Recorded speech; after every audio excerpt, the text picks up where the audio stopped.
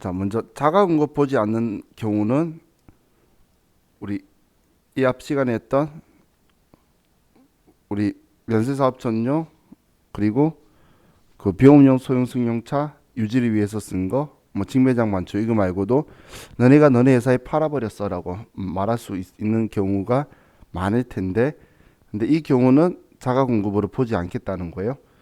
자, 우리 회사가 다른 사업장에서 이 다른 사업장이라는 건 과세 사업장이에요. 과세 사업장에 원료나 자재로 쏘기 위해서 준 거는 또 다른 매출세액을 창출하기 위해서 얘가 소비가 된 거죠.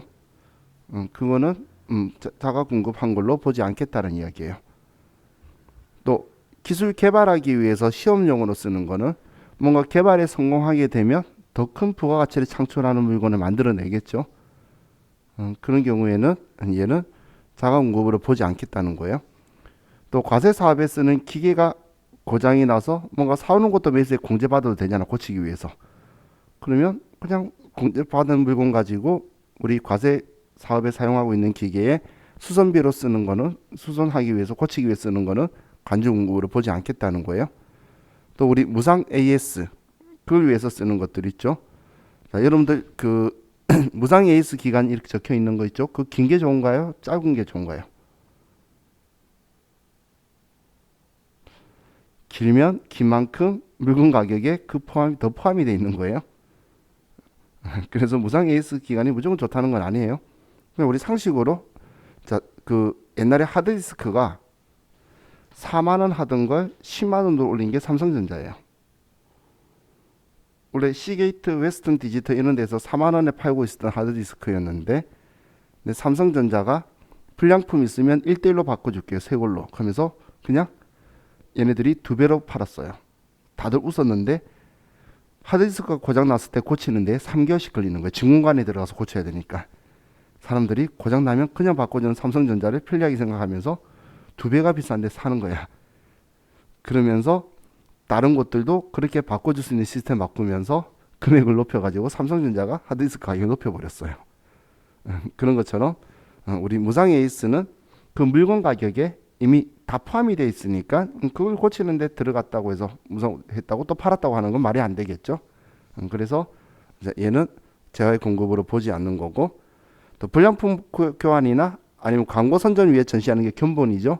그런 거는 물건 팔았다고 하는 게 아니고, 뭐 아래 두 개는 국외에 관련된 거는 신경 안 쓰셔도 돼요. 그래서 이런 경우는 자가 공급으로 보지 않는다라는 거예요.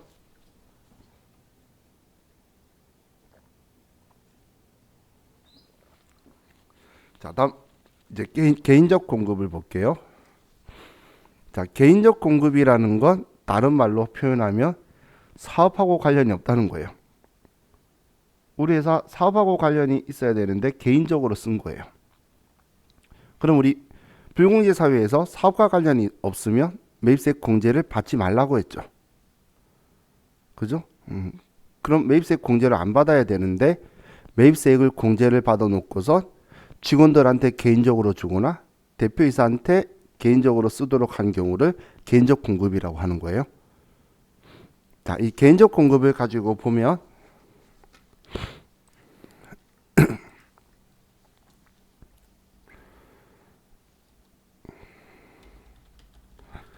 공급 가지고 보면, 자, 제가 예를 하나 들어볼게요. 자, 첫 번째 예는, 자, 우리 예를 드는데 상품이 하나가 있는데 원가가 8,000원짜리고 시장에 팔면 만 원짜리가 있어요. 자, 그럼 이 8,000원짜리를 우리가 사업하고 관련 없이 사용을 할 거면, 이 사업과 관련 없이 사용한다는 게 우리 직원한테 그냥 창립 기념일 선물로 주는 거예요. 이해가?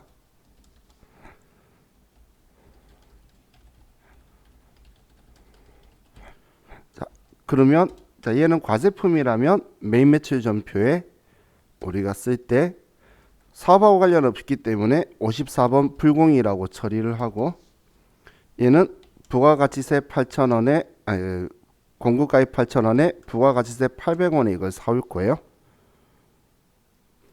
자, 그러면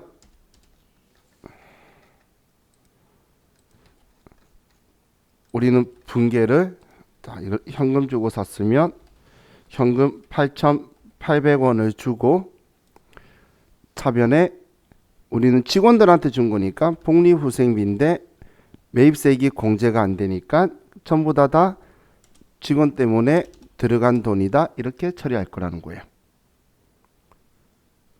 자, 저는 이렇게 처리를 해요. 자, 그럼 두 번째 경우는 먼저 얘를 구입하면서 판매 목적으로 우리가 구입을 했어요. 그럼 판매 목적으로 이걸 구입을 했으면 우리는 51번 매입 과세라고 하고 8,000원에 800원에 사면서 차변에 부가세 대급금 이 800원은 나 매출세액 사업에 사용할 거니까 매출세액 창출한 사업에 사용할 거니까 매입세액 공제해 주세요. 얘를 상품이다. 대변에 현금으로 8,800원을 주고 이렇게 샀어요. 근데 이렇게 산 물건을 우리 그냥 직원에게 창립 기념일 선물로 제공을 한 거예요. 이 상품을. 자, 그럼 부가가치세법은 어이가 없겠죠. 처음부터 그렇게 할 거면 이렇게 불공제 처리했어야 되는데 매입세액 공제받고 장부에도 판매 목적이라고 상품이라고 거짓말까지 해놓고 이걸 직원한테 줘버린 거예요. 그럼 부가가치세법은 당연히 어이가 없으니까 너 이거 팔았어라고 할 거예요. 자, 그럼 이제 여기서 한번 생각을 해볼게요. 자, 이걸 팔았대. 그럼 매출이에요. 그리고 시가로 팔았대. 그럼 10,000원에 팔아버린 걸로 볼 거라는 거예요. 그럼 10,000원에 팔았다라고 해서 부가세 1,000원을 가지고 오라고 할 건데 그럼 증빙서류를 발급해 줄 사람이 있나요? 증빙서를 발급해 줄 대상이 없죠. 직원한테 증빙 줄 거야? 주민등록번호로? 그럼 말이 안 되겠죠. 그럼 증빙이 없는데 우리가 팔았다. 매출 과세 거래다라고 보면 과세 유형이 뭐죠?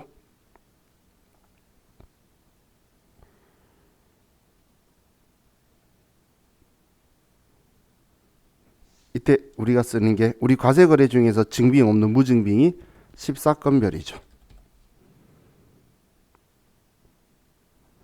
그럼 14건별로 해서 이걸 부가가치세법은 10,000원에 팔았으니까 매출세액 1,000원을 가지고 오라고 할 거라는 거예요. 얘를 팔아버린 걸로 보겠다는 거예요.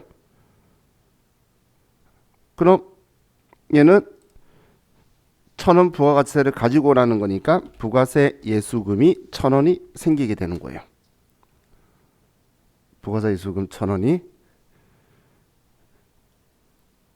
그럼 지금 이 간주 공급에 걸려가지고 1,000원에 매출세액이 생겼는데 우리가 물건 판 건 아니죠. 우리는 8,000원에 사온 상품을 준 거예요. 그래서 우리는 대변의 상품 타계정으로 대체 적용 8번 우리가 8,000원이라고 사왔을 때 적어뒀던 상품을 지우고 그럼 차변에는 복리후생비라고 직원한테 준 거는 8,000원짜리 상품과 이것 때문에 물리게 된 부가가치세 1,000원까지 해서 9,000원이 되게 된다는 거예요. 그럼 처음부터 사올 때에 직원한테 줄 거라고 했었으면 그냥 8,800원에 우리의 복리후생비가 될 건데 똑같은 지출하고 돈 사온 건데 괜히 우리는 팔 거다라고 과세 사업에 쓸 거라고 거짓말했다가 이렇게 돌아오게 되면 오히려 우리는 돈 부가가치세법한테 줘야 되는 돈이 더 늘어나는 거예요. 자, 분계 이해가시죠? 그럼 처음부터 이렇게 하면 간주 공급에 안 걸린다는 거예요. 처음부터 이렇게 해버리면. 그런데 우리가 판매 목적으로 써버리면 판매 목적으로 산다고 해놓고선 딴짓거리 하면 이렇게 되는 거예요. 근데 지금 얘가 직원한테 쓰면 이렇게 쓰는데 자, 만약에 직원이 아니라 상품을 대표이사 개인 용도로 사용을 하게 되면 그러면 부가세 예수금 상품 타계정으로 대체 적용 8번. 이건 똑같은데 직원한테는 주는 거에 대해서는 다른 세법들은 잘했어. 너 있는 거 회사 통째로 다 줘. 이런 분위기예요. 하지만 대표이사가 가져간 거는 무조건 돈 가져간 거랑 똑같은 거니까 그 돈 받아라고 할 거예요. 그럼 대여금 성격으로 쓰는 계정 과목이 뭐냐면 가지급금이라고 쓰게 될 거예요. 그래서 대표이사가 뭔가 가져간 거는 돈 빌려간 거다라는 의미의 계정 과목이 가지급금이에요. 그럼 이자도 받아야 되고 참 일이 많죠. 그래서 똑같은 상황인데 가져간 게 직원이면 복리후생비로 끝나는데 대표이사하면 가지급금으로 처리할 거예요. 자, 이 두 개도 기억을 하세요. 그럼 4월 때도 처음부터 대표이사 개인 용도 썼다면 가지급금으로 8,800원 썼으면 될 건데 공제받아서 이런 일이 발생하는 거예요. 자, 이해가시죠? 그럼 지금 여기에 그래서 항상 매입세액이 공제되지 아니한 거는 개인적 공급에 해당 사항이 아니라고 적혀 있는 거예요. 항상 전제 조건이 깔려 있죠. 직매장 만추를 제외하고는. 근데 사용인은 직원이에요? 아니면 회사예요?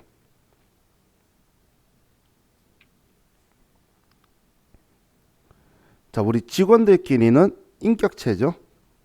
그래서 글자에 사용인, 고용인, 인자가 들어가면 직원이에요. 근데 여러분들 사장놈의 새끼 하면서 욕할 때 있죠? 그죠? 그 놈자, 그 자자가 놈자자예요. 그래서 사용자, 고용자, 자자가 붙는 건 회사 측이에요. 그럼 사용인은 직원이죠? 그러면 직원한테 무상으로 제공하는 작업 3종 세트인 작업복, 작업모, 작업판은 우리 개인적 공급으로 보지 않겠다는 거예요. 이런 건 당연히 안전과 모든 우리 회사 그걸 위해서 해야 되겠죠. 근데 이 작업이라는 표현도 여러분들 정말 뭐 현장에서 일하시는 분만의 작업복이 아니고 여러분들 회사 일할 때 유니폼 있는 거 있잖아요. 저는 우리 회사에 유니폼 있으면 좋겠어요. 그럼 제가 그린을 1년 더 다니겠는데 유니폼 있으면 엄청 좋지 않나? 그럼 내 사비로 똑같은 거 한 개 더 사서 두 개 그거만 맨날 돌리고 있겠는데 아무튼 그 유니폼도 작업복이라고 하는 거예요. 생각해보니까 작업화 심화도 주면 좋겠다, 그죠? 모자는 머리가 커서 전 싫어요. 근데 이런 것들도 회사가 주는 건 개인적으로 준 게 아니라 업무의 이 효율이나 안전을 위해서 주는 거죠. 그렇기 때문에 개인적 공급이 아니고 또 복지후생인데 우리 복리후생이라는 표현을 많이 쓰는데 직원한테 제공하는 직장 체육대회, 직장연회비, 직장연회비가 회식이에요. 회식도 업무의 연장이다라고 판결하는 건 뉴스에 나오고 하긴 하죠. 저도 상식으로 이해할 수는 없는데 업무의 연장이래요. 근데 체육대회는 실제로 다들 가기 싫어하는데 갔다 오면 자기들끼리 친해져 있는 걸 봐요. 진짜 신기해요. 체육대회는 싫어하면서도 갔다 오면 자기들끼리 친해져 있는데 회사는 그 자기 직원들끼리 친해져 있어서 유대관계가 좋아져서 시너지 효과 효율이 높아지는 걸 목적으로 하기 때문에 체육대회도 좀 효과는 있긴 하더라고. 하기 근데 하고 싶은 것만 하면 절대 자기들끼리 안 친해지잖아요. 부서끼리도 서로 알게 돼요. 경쟁하면서 이야기도 하고. 그러니까 좋긴 해요. 그럼 이런 것들에 대해서 쓰는 거는 지금 개인적 주는 게 아니에요. 근데 저는 제가 예를 든 건 뭐였죠? 창립기념일 이런 거는 해당 사항이 아니에요. 부가가치세법이 우리 회사 설립한 날인데요. 그럼 그래서라고 말할 거잖아요. 이건 전혀 상관없는 거예요. 자, 이것도 창립기념일로 해놨네. 자, 다음 이제 사업상 증여를 볼게요. 사업상 증여도 우리는 불공제 사회에서 접대하고 생각하시면 돼요. 접대 관련 매입세액은 공제받지 말라는 접대비와 이와 유사한 비용 관련이라는 우리 세법의 불공제 사유가 있죠. 그럼 사업상 증여도 처음부터 매입세액 공제를 받지 말라는 거예요. 접대비였으면. 그럼 지금 위랑 똑같은 상황 가지고 사업상 증여를 하면 시험에 얘는 자주 나오는데 자, 똑같이 우리가 팔 수 있는 상품이 있는데 원가 8,000원, 시가 10,000원이면 자, 얘를 첫 번째는 접대 목적으로 구입을 했으면 사후 때부터 우리는 얘를 세금계산서 받으면 54번 불공으로 해서 세금계산서 8,000원에 800원짜리를 받아서 우린 차변에 접대비 8,800원, 대변에 돈 8,800원을 주는 걸로 끝내야 정상이라는 거예요.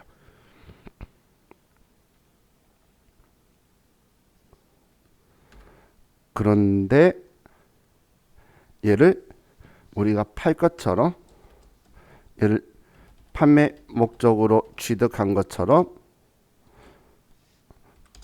51번 매입 과세로 해서 8,000원에 800원. 그래서 부가세 대급금 그리고 상품이다. 800원에 8,000원. 이렇게 처리를 한 거예요. 자, 그럼 그리고 나서 자, 이 물건을 우리는 판매 시험에 자주 쓰는 표현 매출 거래처에 제공한 거예요. 그러면 부가가치세법은 어이가 없겠죠. 그럼 처음부터 이렇게 해야지. 왜 얘를 공제 받아놓고선 거래처에 줘버리니? 그럼 이때 우리는 또 간주 공급에 걸리니까 14건별로. 그럼 우리는 간주 공급은 원가가 아니고 시가로.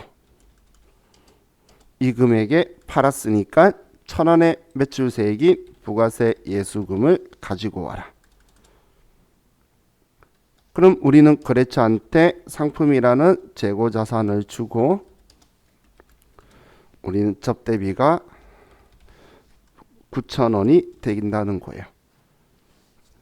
자, 일단 간주 공급은 14건별이다라는 거 생각하시고 상품보단 제품으로 해서 시험 문제 등장 자주 하니까 시죠 등장 많이 하니까 여러분들이 보시면 제품을 매출 거래처에 줬대. 원가시가 적혀 있으면 이것 때문인 거예요.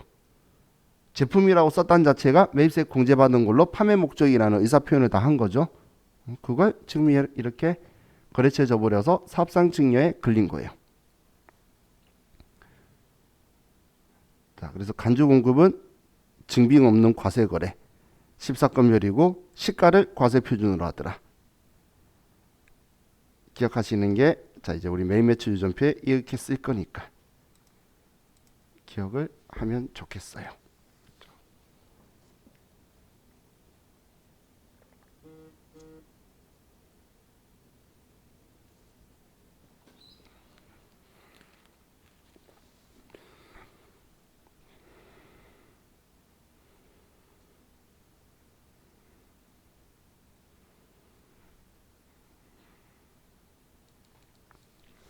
자,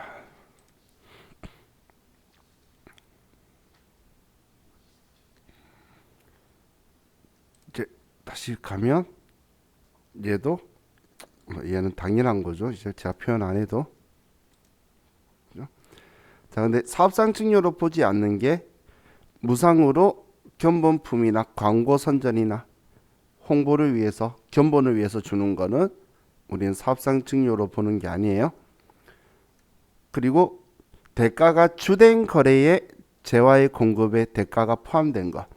얘는 전에 제가 이렇게 표현하면서 말했던 것 같은데 우리 편의점 가면 1+1 적혀 있는 거 있죠?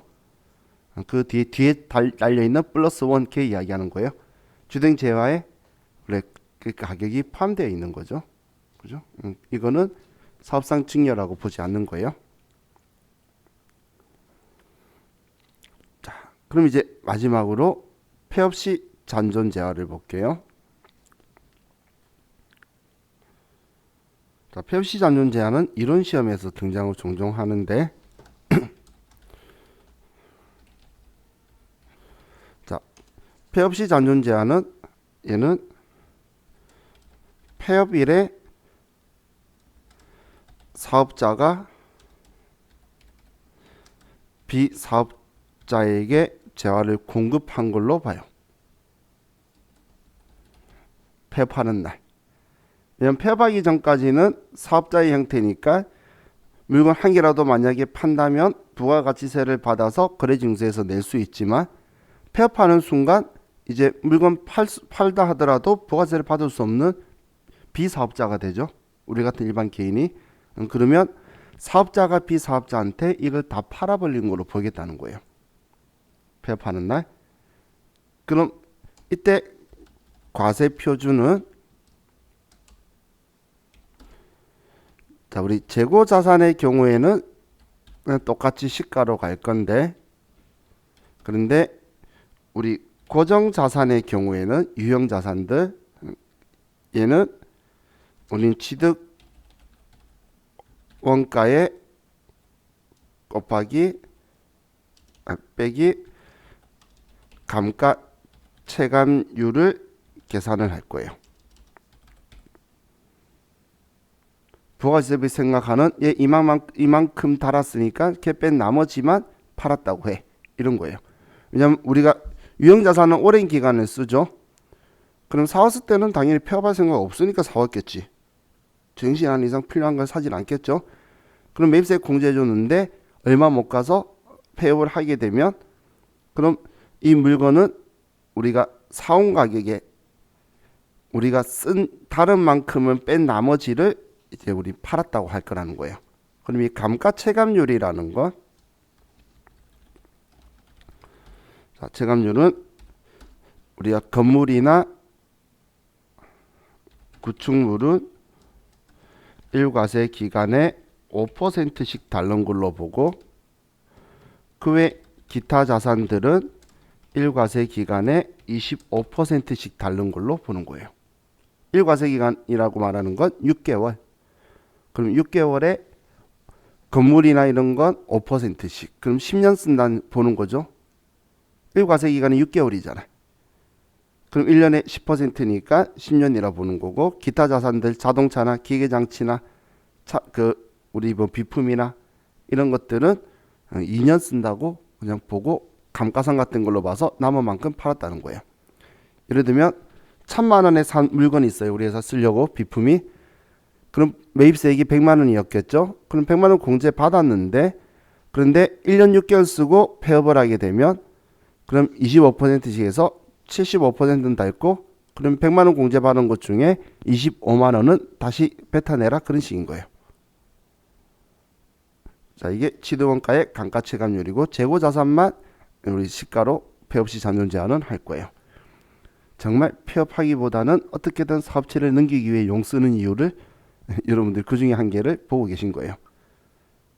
그렇죠? 지금 코로나는 어마무시하죠. 지금 이것도 면제해주고 막 그래요 지금. 잘못하면 분위기 안 좋아지겠죠, 그죠?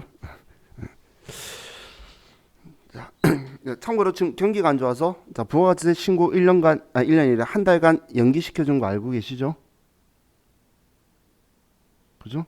근데 이걸 항상 그 연기다 뭐다 했을 때 표현하는 표현법을 잘 보셔야 돼요.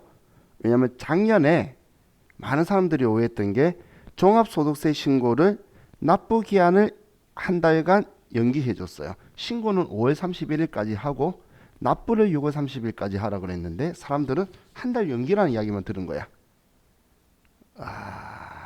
정말 많이 안 하려고 하더라고. 근데 이번엔 부가가치세는 신고하는데 비조세 비용들이 들어가니까 이번 학교신고랑 개인사업자 전부 다 해야 돼 그때. 심지어는 간이과세자도 원래 낼 세금 있으면 해야 되는 시기다 보니까 부담되니까 통째로 한 달을 신고까지 다 연기시켜줬어. 이번에는 신고를 2월 25일까지 하고 납부하도록 연기 지금 해줬어요. 거꾸로 말하면 우리 수업 끝나고 바로 세무사 사무실 들어가면 부가세 신고 볼 거예요. 그죠? 부가세 신고 별거 아니에요. 자, 그럼 이제 다음 페이지 가면 이제 재화의 공급으로 보지 아니하는 경우.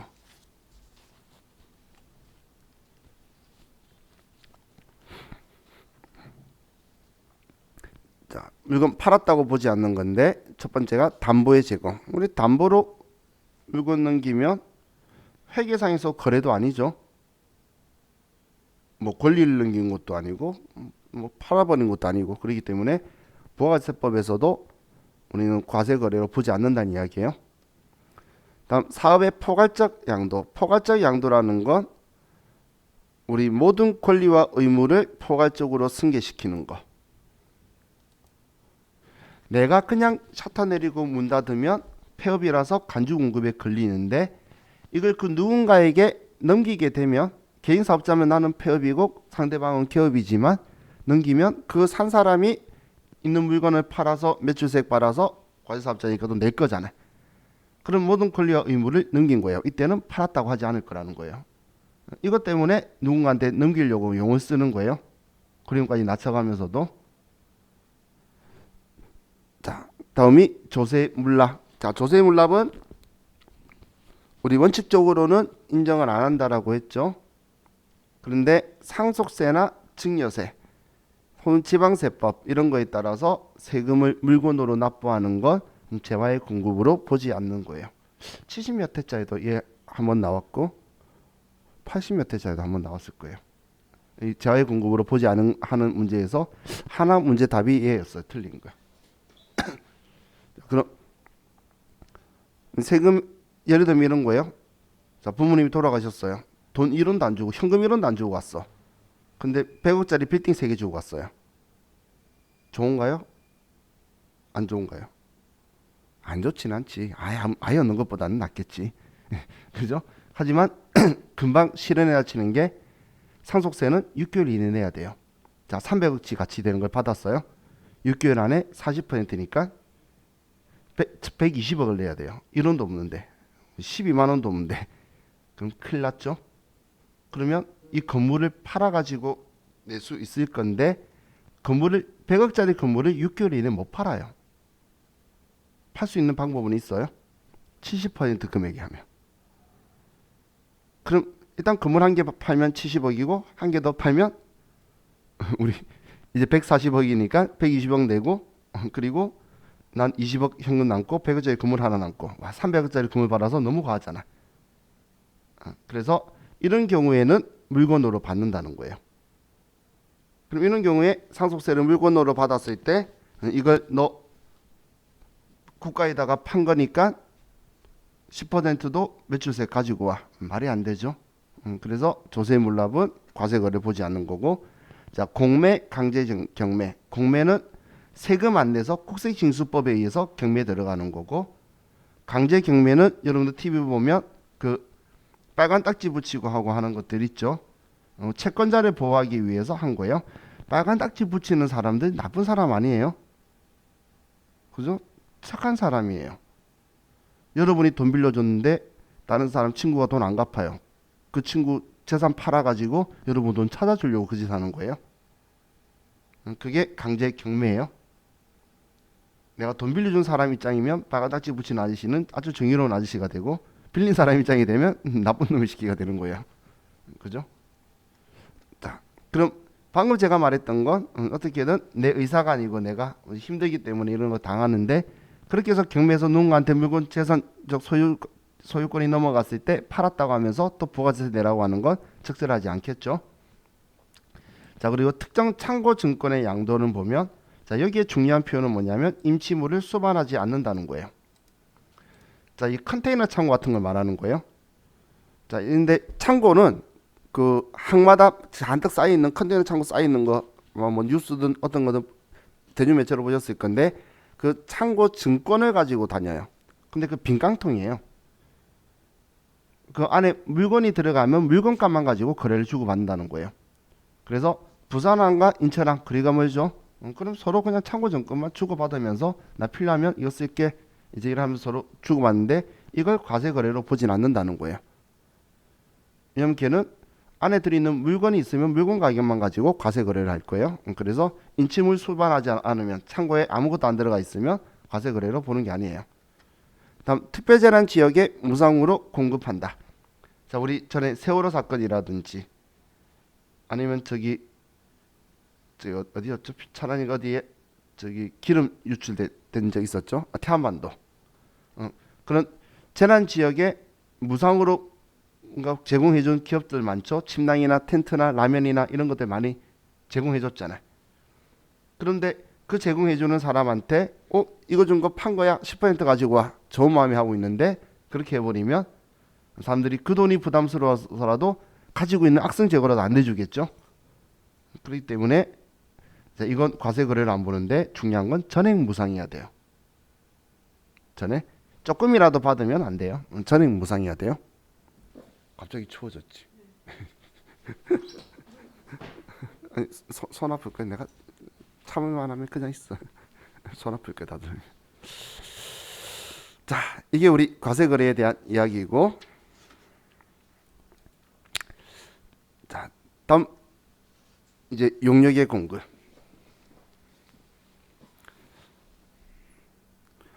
자, 용역의 공급은 제가 장소나 기술이나 서비스 이야기하는데 그 느낌 안 오시는 분은 그냥 이런 거 생각하세요. 미용실, 펜션, 뭐 휴대폰 수리, 뭐 이런 거 있죠. 그게 용역이다라고 생각하시면 돼요.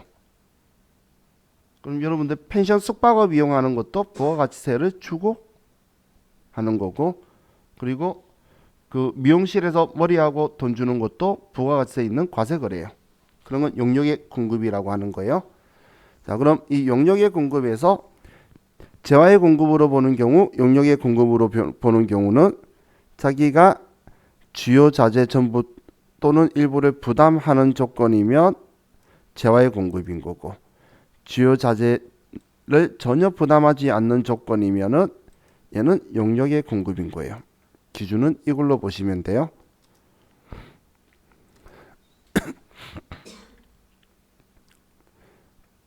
자, 그럼 재화의 공급과 용역의 공급을 구분하는 이유는 공급 시기가 틀리기 때문이에요. 이 두 개는 서로 공급 시기가 틀려요. 자, 얘를 그냥 하나 간단한 예를 들면, 자, 우리 회사가 천을 염색하는 회사예요. 천 염색 공장을 하고 있어요. 그러면 염색 완료를 3월 31일 날 했고, 이 완료된 천 인도한 게 다음 날 4월 1일 날 줬어요. 자, 이렇게 봤을 때에 재화의 공급으로 본다면 4월 1일이 인도한 시점이 재화의 공급의 공급 시기가 되고, 용역의 공급으로 본다면 3월 31일이 용역의 공급의 공급 시기가 돼요. 그럼 용역의 공급으로 본다면 4월 25일 날 신고할 때 얘가 들어가 있어야 되고, 돈 받는 게. 그런데 재화의 공급으로 본다면 7월 25일 날 신고할 때 들어가 있어야 된다는 거예요. 그럼 이 기준이 내가 천을 염색하는데 이때 주요 자재가 뭔가를 보는 거예요. 그럼 염색 공장에서 염색할 때는 염색 기술은 용역이고 주요 자재는 염료겠죠. 염색하는 색깔. 그럼 그 염료를 우리가 부담을 하면 재화의 공급이 되는 거고, 상대방이 염료를 주면서 이 색깔로 입혀주세요 하면 우리는 염색 기술만 제공하니까 용역의 공급이 되는 거예요. 그래서 재화의 공급, 용역의 공급 따질 때는 주요 자재가 뭔지를 먼저 파악해서 그걸 우리 회사가 부담했는지 부담하지 않았는지 이걸 따져보는 거예요. 그 왜 따지는지 하고 기준점 아시겠죠? 자, 그럼 아래 뭐 건설업하고 적혀 있는데, 자, 우리 다만 적혀 있는 곳에 앞에 규정을 불구하고 건설업과 뭐 부동산업 중 다음 중 어느 하나에 해당하는 사업은 재화의 공급 사업으로 규정한다라고 적혀 있는데, 그런데 자, 여기에서 건설업의 경우에는 건설업자가 건설 자재의 전부 또는 일부를 부담을 하는 거였는데 표현 엄청 이상하게 적어놨어요. 그래서 자, 얘는 여러분들이 기억하셔야 되니까, 건설업은 주요 자재 부담 유무를 불문하고 얘는 용역의 공급으로 보는 거예요. 주요 자재 부담 유무를 불문하고 용역의 공급이다. 고마워요.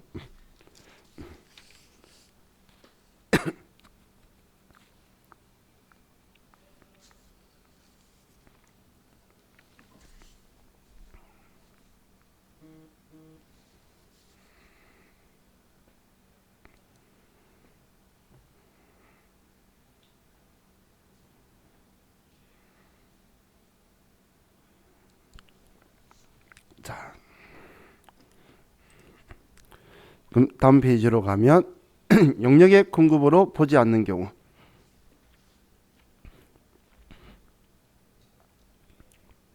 자, 일단 원칙적으로 용역의 무상 공급은 얘는 기억해 두세요. 용역의 무상 공급은 용역의 공급으로 보지 않는 거예요.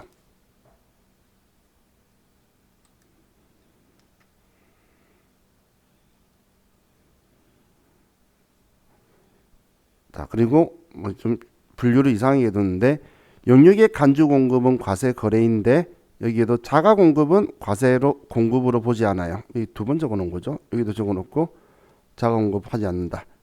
간주 공급을 하지 않는다가 아니라 자가 공급을. 컴퓨터 고치는 회사가 자기 회사 컴퓨터는 자기가 고치지. 그죠? 그런 거는 원칙적으로 과세하는 게 아니라는 거예요.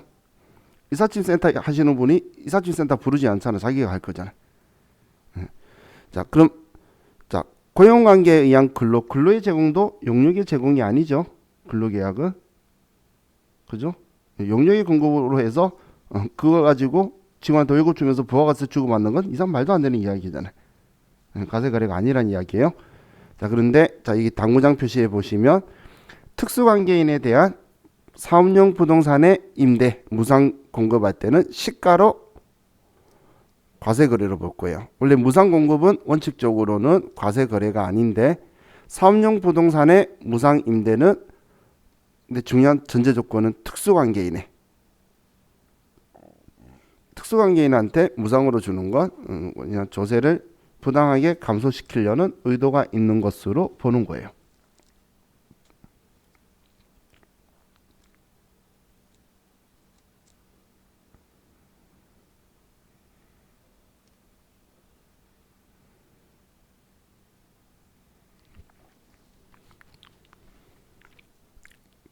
자, 다음 부수재화 용역 적혀 있는데 자, 부수재화 용역은 얘는 전에도 제가 이런 표현을 썼었는데 주된 거래를 따른다.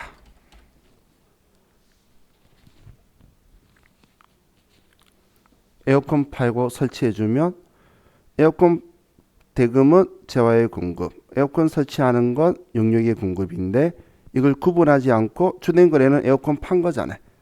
설치비까지 다 해서 재화의 공급 보겠다.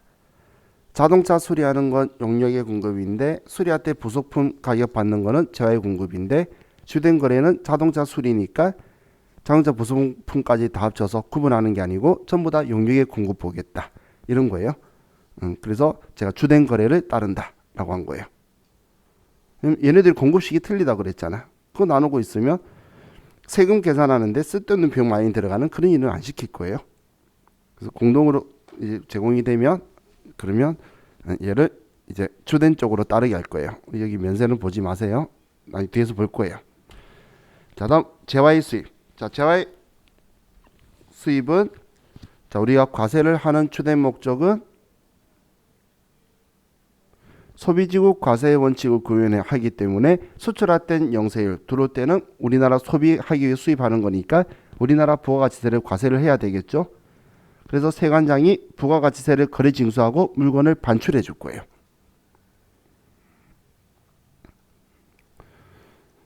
자, 그럼 우리 3번 양가로 3번 자, 이거 가지고 볼게요. 자, 보세구역 여기가 세관이 있는 곳이에요. 세관이 있는 곳. 그럼 외국에서 보세구역으로 들어왔어요. 이거는 재화의 공급이 아니에요. 여기도 수입으로 보지 않는다라고 되어 있죠. 얘는 보세구역까지는 아직 아니고 그럼 언제 재화의 수입으로 보느냐? 보세구역에서 국내로 유입될 때. 이 D 지점이 있죠. 지금 이 지점을 뭐라고 하냐면 지금 이렇게 나오는 이 지점을 우리는 수입신고 수리일이라고 그래요. 수입신고 수리일이라고 하는데 이 수입신고 수리일이 이제 우리 공급 시기가 되면서 이게 우리나라의 이제 10%의 세금 계산서를 발행해주는 이제 시점이다라고 보시면 돼요. 그럼 지금 우리 아래 D 거래를 보면 보세구역에서 보세구역 이외 장소, 국내 장소로 공급할 때 이때 관세가 과세되는 부분에 대해서 세관장이 부가가치세까지 거래 징수하고 승인해서 발행한다는 거예요. 그럼 부가가치세는 부가세라고 말하는 기생처럼 붙는 세금들 있죠. 개별 소비세, 주세 혼자서 세금 받으러 다니는 게 아니고 다른 세금이 기생처럼 붙는 거예요. 그럼 이런 세금들은 에다가 같이 10%를 이중과세 해버리기 때문에 그래서 수입세금계산서의 공급가액 과세 표준을 관세, 과세 가격에 관세, 개별 소비세, 주세, 교육세, 교통예지환경세, 노후조특별세를 전부 다 같이 과세 표준에서 10%를 거래 징수할 거예요. 그럼 우리는 부가세를 주고 나오는 이때가 지금 우리 재화의 수입의 공급 시기고 이때 과세 거래로 보는 거예요.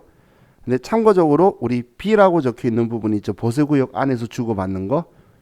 보세구역 안에서도 매점도 있고 서로 또 그 시계차로 옮겨주는 용역의 공급도 하고 많이 일어나요.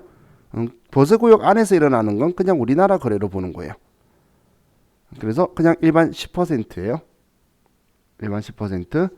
자, 그리고 국내에서 보세구역 들어가는 거는 수출한 게 아니에요. 이것 때문에 여기서 나오는 게 수입이니까 보세구역 들어가면 수출이라고 생각할 수 있는데 그게 아니에요. 보세구역 들어가는 건 그냥 우리나라 국내 10%예요. 보세구역에서 외국으로 날라야지 보세구역에서 국외 지역으로 날라야지 국내가 아니고 그때가 이제 우리는 선적일이 되는 거예요. 비행기 싣고 나가야 되는 거지. 보세구역 들어오는 것까지는 우리는 그냥 일반 과세 10%의 세금 계산서를 주고받는다는 게 지금 여기 1, 2, 3번, 4번에 적혀 있는 내용이다라고 보시면 돼요. 자, 우리 여기까지가 우리 오늘 저하고 같이 이제 보는 거고 내일도 저하고 같이 4시간 동안 계속 이야기를 할 거예요. 이렇게. 근데 이제 조금씩 우리가 실기하고 관련 있는 이야기도 제가 이제 점점점 더 들어갈 거니까. 근데 옛날에 한번 들었던 느낌이 있으니까 이제 말하는 게 무슨 말인지는 좀 들리죠. 그래서 전에 처음 들었을 때에 도통 몰랐던 분도 아마 전보다는 낫구나라는 느낌이 드실 거예요. 제 생각인가요? 그래서 지금은 여러분들이 부가세 개념도 이해하셔야 되고 그러면서 이제는 이제 시험에 이론 문제에 나오는 것 우리 그 전산세무위급은 이론 문제가 3개 그리고 전산회계일급은 이론 문제가 2개가 나와요. 그럼 6점하고 4점을 가지고 있는 거죠. 그냥 이론 문제는. 근데 제가 주로 나와요라고 하는 건 지금 제가 그 문제도 정리하고 있다 보니까 제 책 그 때문에 정리하다 보니까 공통적으로 나와 있는 챕터끼리 분류를 하면 문제량이 잔뜩 있는 데가 있어요. 기출 문제 가지고 정리할 때 보면 그 위치는 제가 여러분한테 알려드리고 문제 스타일도 말해드릴 거니까 그건 뭐 그 나오는 회차 기간을 보면 뭐 반복적으로 나오는 게 그 짧은 기간에 훅 나온 게 아니고 주기적으로 나오고 있는 것들이에요. 막 50몇 회 나왔다가 60몇 회 최소한 10회 안에는 한 번씩 나오는 것들은 제가 꼭 집어드릴게요. 자, 이제 오늘 수업 진도는